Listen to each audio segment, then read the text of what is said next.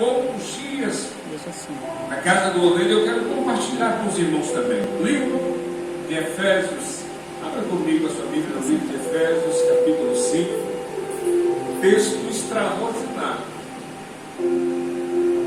Aleluia. Deus te chamou para uma grande obra. Aleluia.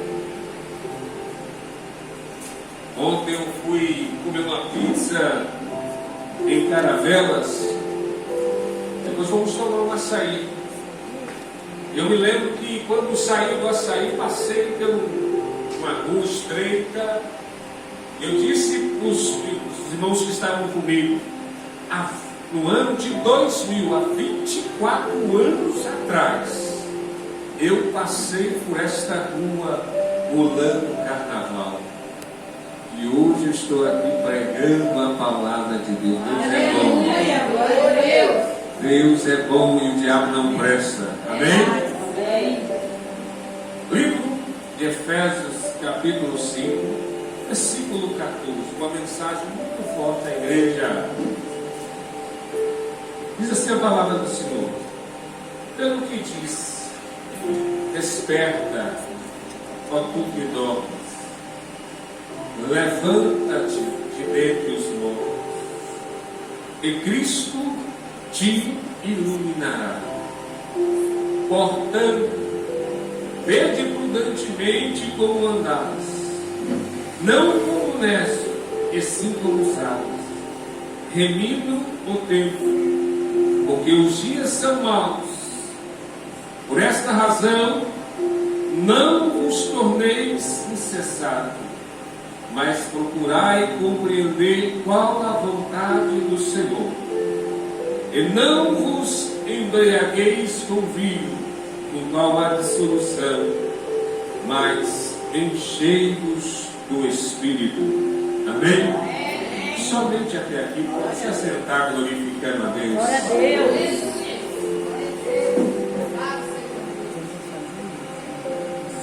Texto muito rico e de muita importância para o coração da igreja. Para falar do texto, eu preciso falar um pouco do contexto a qual Paulo está escrevendo aos irmãos de Éfeso. Essas cartas, ela é dada ou mencionada quando Paulo está em Roma. Paulo vai escrever aos irmãos de Éfeso. Essas cartas são conhecidas como cartas da prisão. E quando Paulo escreve aos irmãos de Éfeso, Paulo está preso. Segundo os estudiosos, aproximadamente 2 anos preso. E aqui já me chama a atenção, porque quando eu paro para analisar Paulo se expressando através da Escritura, escrevendo aos irmãos de Éfeso, aqui ele está falando o que está no seu coração. A Bíblia diz que a boca fala aquilo que o coração está cheio. E é extraordinário quando nós lemos esse texto em que Paulo está exortando os irmãos em Éfeso. Haja vista que, se pararmos para analisar o fato de ele estar preso, haja vista que o que leva Paulo a ser preso não é porque ele comete um crime, não é porque ele enfrenta ou desagrada as autoridades naquele tempo. Não. Paulo está preso por causa do Evangelho de Jesus Cristo. Paulo está sofrendo dentro de uma prisão. E eu acho linda essa expressão, a forma com que Paulo vai escrever aos irmãos de Éfeso, que se revela como está seu coração.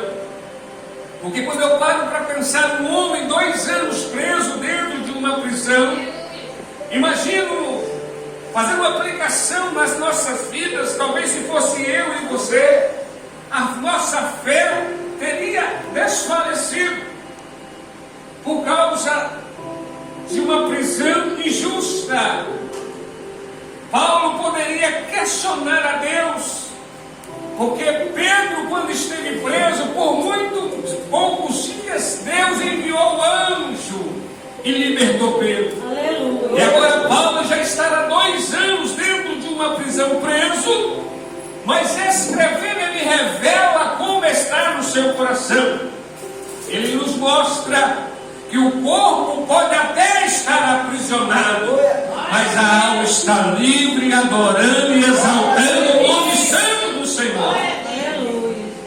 Ele pode até estar debaixo de uma pressão, debaixo de uma escravidão, mas ele é fiel ao seu chamado, ao seu ministério.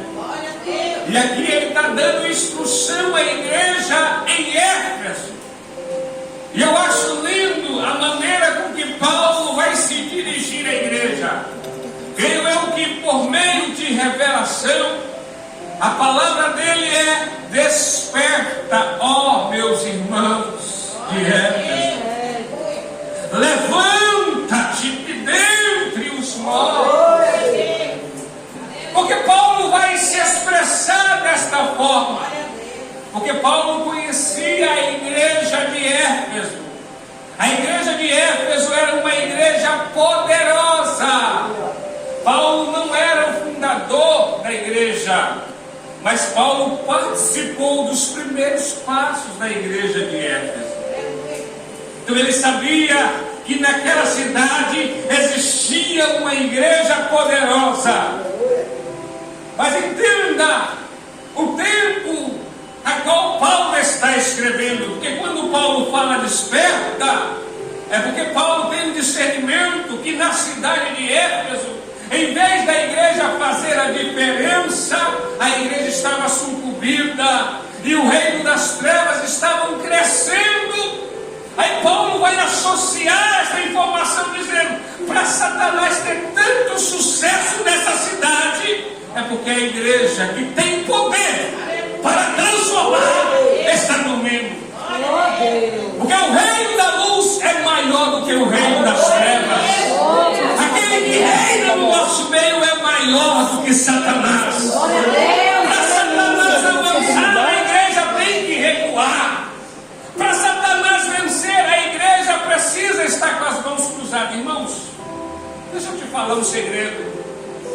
O que freia o crescimento do reino das trevas é uma igreja cheia do Espírito Santo. Aonde ela chega, o sobrenatural acontece.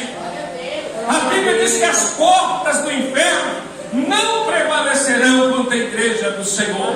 Essa expressão não fala do reino das trevas vindo atacar a igreja, mas sim da igreja indo em direção ao reino das trevas e tomando da mão de Satanás as almas que estão escravizadas. E os dias de hoje não são muito diferentes, a qual Paulo está escrevendo aos irmãos de Éfeso. Porque os dias são maus. É bem verdade que estamos vivendo um tempo em que as coisas têm cada dia mais piorando no Brasil. E muitos de nós temos culpado um partido de esquerda. Muitos de nós temos culpado a geração vindoura que está no nosso meio. Na realidade, a grande culpa não é do partido da esquerda, nem dessa geração descompromissada. A grande culpa é de uma igreja que está dormindo e deixando o reino das trevas avançar. Por isso a mensagem nesta noite é: desperte, faça a diferença, deixa Deus te usar. Aleluia. Porque enquanto eu e você dorme, irmão, o reino das trevas cresce. Vivemos dias assustadores. Eu me lembro que há poucos dias atrás eu estava no monte orando. Um jovem me pediu oração. E quando eu fui orar e conversar com ele, eu vi traços dele, na vida dele, em cima do monte, traços femininos. Eu aconselhei aquele jovem e orei por ele. E aquilo ficou martelando em meu coração. O que está acontecendo com essa geração? o pecado tem se multiplicado. Aí o Espírito Santo falou ao meu coração: é porque a minha igreja não tem feito a diferença. Eu me lembro, certa vez estava no monte e as pessoas que estavam ali se reuniram e me chamaram também para orar pela nação brasileira. Eu confesso que eu não quis orar, não porque eu me sentia santo demais, é porque eu me sentia envergonhado, porque a igreja não é mais referência para o cenário brasileiro. Falamos de um campo onde há corrupção, mas a maior corrupção está dentro da igreja. Os maiores problemas estão dentro da igreja. E Deus precisa, antes de restaurar o mundo, restaurar a sua igreja, para fazer a diferença nesta terra. Estamos vivendo um tempo triste, terrível. Deus precisa de homens cheios do Espírito Santo, de homens transformados pelo Espírito Santo, porque só alguém transformado pode levar a transformação, só alguém curado pode levar cura para as pessoas, só alguém liberto pode levar a libertação para as pessoas. Por isso a mensagem desta noite não é diferente para mim e para você. Talvez nós estamos vivendo um tempo e não estamos deixando Deus fazer aquilo que Ele gostaria de fazer através da nossa vida. Por mais que expressamos e dizemos: Deus faz, eu quero. Uma coisa eu quero te dizer, que aquele que nos chamou, Ele é poderoso para operar através de nós. Basta eu e você nos entregar por completo a Ele, porque não é do seu jeito, é do jeito dele, é da forma dele, é dentro do contexto dele que Ele vai agir através das nossas vidas. Paulo está preso, Satanás está dominando a cidade de Éfeso. Aí Paulo tem um discernimento: vou falar para a igreja, uma igreja poderosa para despertar e dar um jeito em Satanás. Porque Paulo fala para a igreja de Éfeso? Porque Paulo conhecia a igreja de Éfeso. Quando você vai estudar o livro de Éfeso, a terceira viagem missionária de Paulo é direcionada pelo Espírito Santo a estar na cidade de Éfeso. E Paulo, quando chega em Éfeso, eu acho lindo e extraordinário. Paulo encontra 12 homens. Paulo então pergunta. Observe que Paulo não é o fundador, mas ele é alguém que faz a diferença na igreja. Ele chega, segundo os estudiosos, aproximadamente 50 anos depois que Jesus já tinha sido ressuscitado e estava no céu. Paulo chega em Éfeso e encontra ali uma igreja pequena, com apenas 12 homens, 12 discípulos. Paulo logo se identifica que era uma igreja cristã. E Paulo, talvez pelo discernimento e entendimento que ele tem acerca do poder do Evangelho, ele pergunta para aqueles homens: já receberam o Espírito Santo? E aqueles homens disseram: nós nunca ouvimos falar acerca do Espírito Santo. Paulo então pergunta: em que batismo vocês foram batizados? Aqueles homens vão dizer: no batismo de João. Aí Paulo diz assim: o próprio João deu testemunho que ele batizava com água, mas após ele viria um que era maior do que ele, a qual ele não era digno de desatar a sandália dos seus pés. Esse não só batizava com o Espírito Santo, mas com fogo. Aí Paulo vai colocar as mãos sobre aqueles 12 homens, e a Bíblia vai dizer que ali começa uma revolução na igreja de Éfeso. A igreja de Éfeso agora ela vai bombar, ela vai crescer, não por rebelião, não por estratégia nova, mas sim pela manifestação, derramamento do Observe que a igreja de Éfeso só é poderosa porque o Espírito Santo pairava sobre ela. Na cidade de Éfeso, irmãos, ali reinava uma tal de deusa Diana. Mas Paulo e aqueles 12 homens cheios do Espírito Santo começam agora a fazer um revoluço naquela cidade. A Bíblia vai dizer que o Evangelho cresce naquela cidade numa proporção extraordinária. Tudo isso resultado pela ação do Espírito Santo de Deus. Aleluia. Para você ter uma ideia do que acontecia na cidade de Éfeso, a Bíblia vai dizer que na medida com que as pessoas iam se convertendo, as pessoas começaram a mirar contra a igreja. Afinal de contas, aqueles que trabalhavam com adivinhações agora estavam sendo alcançados pelo Evangelho. E os seus donos estavam perdendo lucros por conta do avanço da igreja em Éfeso.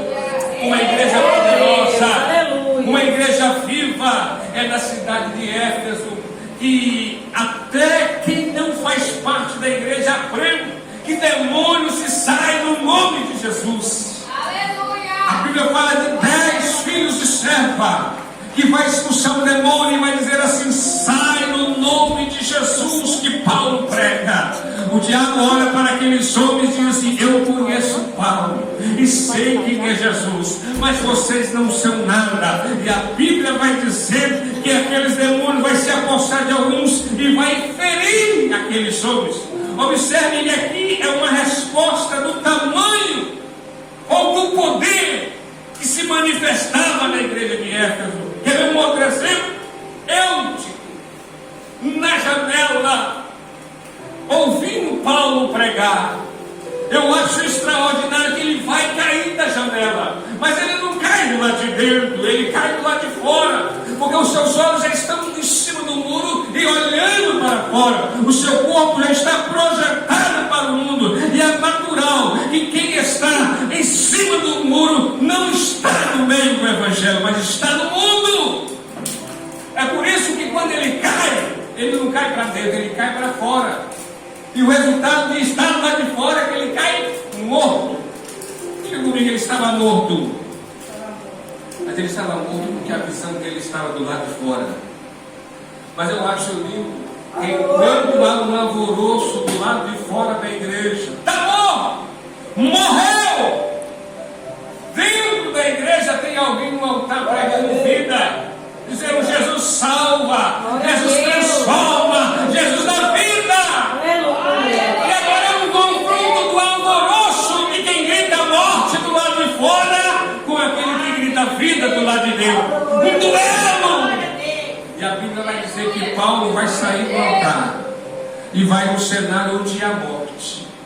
E vai dizer assim: aquietai-vos, porque o menino não está morto. O menino vive. E a Bíblia diz que acalmaram, e foi grande o acontecimento daquele dia. Tudo isso porque o altar contamina o que está do lado de fora. A igreja de Éfeso é uma igreja poderosa. Por que eu estou dizendo isso? Eu quero fazer questão de dizer isso. Porque se nós nos posicionar como igreja, irmão, não tem para Satanás.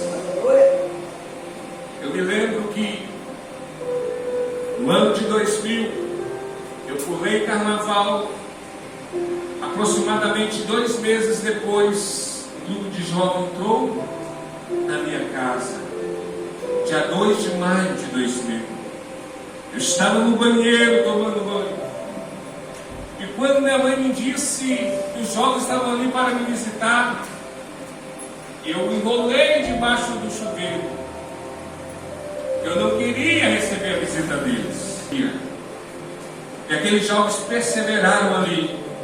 Eu saí do banheiro e Jesus me salvou na noite de terça-feira, dia 2 de maio do ano de 2000. Eu me lembro que eu tinha marcado de sair com os meus colegas, depois de chorar e se arrepender e confessar a Cristo. Os irmãos foram embora Eu fui para até os meus colegas e eu disse para eles: olha, a partir de hoje eu não ando mais com vocês. Eu acabei de entregar meu coração para Jesus. E a partir de hoje eu vou servir a Ele.